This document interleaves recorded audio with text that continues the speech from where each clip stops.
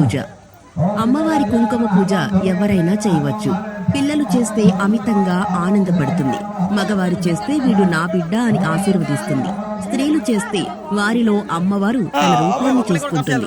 అవును, ఆడవారు కుంకుమ పూజ చేస్తూ లలితా సహస్రనామం పారాయణం చేస్తున్న సమయంలో అమ్మవారు వారిలో తన రూపాన్ని చూసుకుంటుంది.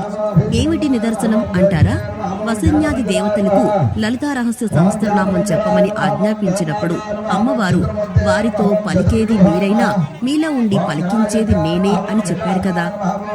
అలాంటి లలితా పారాయణం చేస్తూ కుంకుమ పూజ చేస్తున్న స్త్రీ రూపంలో అమ్మవారు ఆనందంతో వారిలో తన రూపాన్ని చూసుకుంటుంది. అంతకన్నా ఏం వరం కావాలి?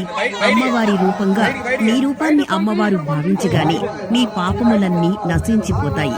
నీ దేహం మనసు పవిత్రమవుతుంది.